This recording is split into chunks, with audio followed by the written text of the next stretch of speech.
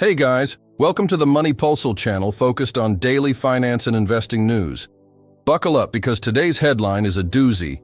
U.S. stock futures dip following Federal Reserve rate projections. That's right, folks. Wall Street is about as calm as a caffeinated cat on a carousel right now. Apparently, when the Federal Reserve so much as hints it might sneeze, investors brace themselves like it's the end of days. Let's break it all down, have some fun, and figure out if we should all be freaking out or just mildly concerned. So here's the deal. The Federal Reserve recently released its latest summary of economic projections, a fancy document that basically says, hey everyone, we might keep raising interest rates because inflation is still being a stubborn little gremlin. According to legal guidelines set by the Federal Reserve Act, yes, there's an actual law behind all these rate decisions. Our dear Fed is supposed to maintain price stability and full employment. But sometimes it feels like they're juggling flaming torches in a windy circus tent. They want to tame inflation, but they also don't want to throw the job market off a cliff. It's the biggest, craziest balancing act you'll see this side of Times Square. Unsurprisingly, the markets have been about as stable as a wobbly Jenga tower. Reports from Bloomberg and the Wall Street Journal suggest that investors initially hoped the Fed would tap the brakes on rate hikes. Instead, Fed officials signaled that at least 2 more rate increases might be on the table this year. Cue the confetti cannons of doom. In plain English, interest rates could go even higher than your aunt's teased hair in those 1980s family photos. How did the futures markets respond? Let's just say they didn't throw a party. The S&P 500 E-mini futures dipped, the Dow Jones futures took a small nosedive, and the tech-heavy Nasdaq futures looked downright queasy. CNBC reported a noticeable slide right after the Fed's announcement, like the entire market whispered, "Wait, what?" and then slumped over in disbelief. Some folks are calling it a mild correction, while others are already polishing their "I told you so" speech about an incoming recession. In support of our goals, today the Federal Open Market Committee decided to leave our policy interest rate unchanged. We also made the technical decision to slow the pace of decline in the size of our balance sheet. I'll have more to say about these decisions after briefly reviewing economic developments. Economic activity continued to expand at a solid pace in the fourth quarter of last year, with GDP rising at 2.3%.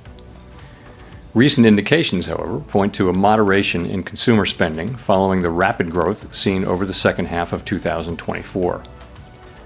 Surveys of households and businesses point to heightened uncertainty about the economic outlook. It remains to be seen how these developments might affect future spending and investment.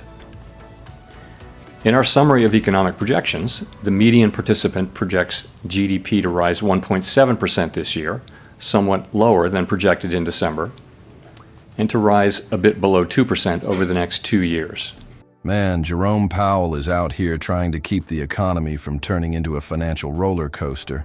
And the guy looks like he's seen some things. Basically, he's saying, hey, if Trump pulls up with another round of tax cuts and tariffs, we might have to tweak interest rates so things don't go off the rails. It's like the Fed is playing whack-a-mole with inflation, and every time they think they've got it under control, a new policy pops up like, surprise! Meanwhile, Wall Street is sitting there like a bunch of gamblers at a casino, hoping the next rate decision doesn't wreck their portfolios. Bottom line? If Trump wins and starts making big economic moves, the Fed might have to step in and keep the economy from overheating or crashing. Powell's basically giving us the "we'll see" speech, aka the economic version of "it depends." So what's your take? You think Powell's just trying to sound diplomatic, or is he low-key nervous? Yes, my friends, the R word is back, recession. It pops up in nearly every economic conversation these days, like that one relative who shows up uninvited to the barbecue. But is a recession guaranteed? Not necessarily. Jerome Powell, the Fed chair, has gone on record more times than your tea. Average podcaster to say that a soft landing, lowering inflation without tanking the economy, is still possible. But Powell also stressed they can't just wave a magic wand and make everything rosy. As he noted in the official FOMC press conference, We remain prepared to adjust the stance of monetary policy as appropriate if risks emerge. Translation: they're going to keep tinkering with rates until the economy behaves, or until everyone loses their marbles, whichever comes first. Again this hour, though, with this, President Trump putting pressure on the Federal Reserve after it decided not to cut the interest rates yesterday. He said Fed Chairman Jerome Powell should, quote, do the right thing and reduce rates. Yesterday, Powell told reporters, including our own Kelly O'Grady, that Trump's tariffs on imported goods are helping push up the prices. Inflation has started to move up now, we think partly in response to tariffs, and there may be a delay in further progress over the course of this year. So consumer sentiment has dipped dramatically, but you say the economy and the hard data is still solid. What is your message to consumers that clearly disagree and don't feel that strength? Because the hard data they're looking at is their grocery bill. The grocery bill is about past inflation, really. There was inflation in 21, 2, and 3, and prices went up. The current level, it's not the change in prices, it's they're unhappy, and they're not wrong to be unhappy that prices went up quite a bit, and they're paying a lot for those things. First off, this guy, Mr. Beast. Correction, Mr. I own the internet. Beast really said, let me casually drop $250,000 to blow your socks off and then give you the shoes back, but gold-plated. The creativity? Unmatched. The energy? Like, Red Bull and fireworks had a baby. The editing? So snappy it could slice cheese. But let's talk about the real star here. The absolute chaos and joy he brings. You can't blink without missing someone winning a car or being dropped from a spaceship. Okay, maybe not a spaceship, yet, but give it a few more videos. Also, how does he find these contestants? Are they grown in a lab somewhere? Like, here's a guy with insane luck, a goofy smile, and no regard for the laws of probability. Boom. Perfect contestant. And the way it all escalates faster than my anxiety on a Monday morning? Beautiful. He starts with, stand in this circle, and 5 minutes later it's, last one to leave wins a mansion and eternal glory. Honestly, if Mr. Beast ran the economy, we'd all be millionaires just for breathing near a challenge. But tell me, guys, do you think you'd survive one of his videos? Or would you trip over the prize and accidentally win? Now, some folks think the Fed is taking too long to curb inflation. Others believe the Fed is going overboard and risks slamming the brakes too hard. I say the confusion is so thick you could slice it like a prime rib. It's basically a policy clown show, with each Fed official playing a different instrument in a cacophonous orchestra of half-baked predictions. One day you hear, maybe no more hikes, and the next day you hear, oh, we might do 2 or 3 more. But hey, that's the gig. Wall Street watchers practically live for these policy curveballs. They're like kids trying to pin the tail on the donkey, but the donkey is galloping around the room at Mach 2. Every new speech or report from the Fed triggers a new wave of speculation. Will they raise rates 25 basis points, 50 basis points, maybe hold them steady? Your guess is as good as mine, or possibly better, depending on how many hours you spend reading Federal Reserve transcripts. With near 4% unemployment rate, that should be low enough to bring people in from the sidelines in terms of hiring. But we're seeing the hiring rates have been stuck at 2023, 2024 levels. So what's going on there? Yeah, so that's a feature of has been for some time a feature of this labor market. You have pretty high participation accounting for aging. You've got wages that are consistent with 2% inflation, assuming that we're going to keep getting relatively high productivity. We've got unemployment pretty close to its natural level. But the hiring rate is quite low, but so is the layoff rate. So you look at initial claims or layoffs, so you're not seeing people losing their jobs, but you're seeing that people who don't have a job having to wait longer and longer. And the question is, which way does that break? If we were to see a meaningful increase in layoffs, then that would probably translate fairly quickly into unemployment because people are, it's not a big hiring market. All right, so Fed Chair Powell says the labor market is basically in a weird sort of limbo right now. Kind of like when your Wi-Fi is neither great nor terrible, just enough to annoy you.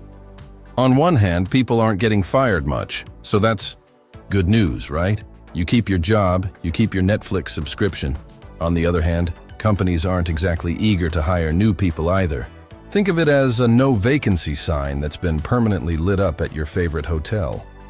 Powell pointed out that while unemployment is low, around that cozy 4% sweet spot, hiring rates seem stuck, like when your favorite show won't load past 99%. Companies are like, "We're good with who we've got, thanks." The funny thing is, layoffs aren't really happening much either, making the job market feel as exciting as a party with the same 5 people showing up every weekend. And then there's inflation, everyone's favorite topic when grocery shopping turns into a horror story. Powell was basically shrugging here, saying that some recent price jumps might be tariff-related, or just a fluke, like when your pizza arrives cold and you're left guessing whether to blame the restaurant or the delivery driver.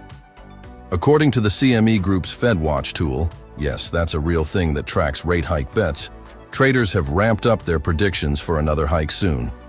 Before the latest projections came out, the odds were fairly split. Now it's looking more likely the Fed might pull the trigger at least once or twice more before the year wraps up. If that happens, borrowing money could get pricier, credit card rates could edge higher, and mortgage rates might make first-time homebuyers cry into their spreadsheets. Of course, not all is gloom and doom. Some analysts at places like Goldman Sachs or Bank of America are saying the economy's fundamentals are still solid. Jobs reports have been surprisingly strong, meaning people are out there working and probably complaining less about gas prices than they were a year ago.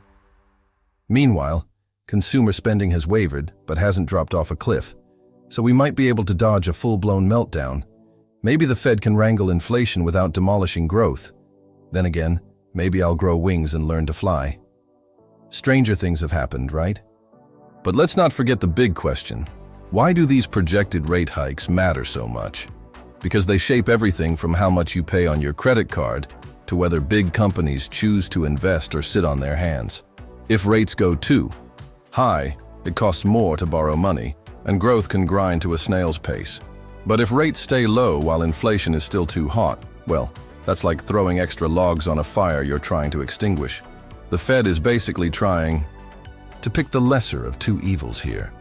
So where does that leave us? Possibly with a bunch of sweaty palm traders hitting the sell button. And with a bunch of regular folks watching from the sidelines, wondering if we're about to witness another 2008-style meltdown or just a mild tantrum from a market that's had too many cups of coffee. At this point, it feels like the only guarantee is more drama. Maybe we'll get a bounce tomorrow. Maybe we'll plunge deeper into the abyss of uncertainty. Either way, get your popcorn, people. The important thing is to stay informed. Read actual legal documents, like the Fed's official statements, and keep an eye on legitimate sources like the FDIC and SEC if you want the real nitty-gritty. Don't let the sensational headlines spook you into impulsive trading. Remember, markets throw temper tantrums all the time, but cooler heads often prevail. Or at least that's what my grandmother used to say when the stock market freaked out. With that, folks, we've reached the end of this roller coaster ride. One driven by the Federal Reserve's best guesses, weird press conferences, and a whole lot of maybe, maybe not. If you enjoyed this breakdown, remember to hit that like button, share your thoughts in the comments, and subscribe for more daily finance and investing stories. Let's keep an eye on these markets together, hoping the Fed doesn't jolt us. Awake at 3 a.m. with yet another surprise. Thanks for tuning in, and I'll catch you on the next one, assuming Wall Street hasn't spontaneously combusted by then.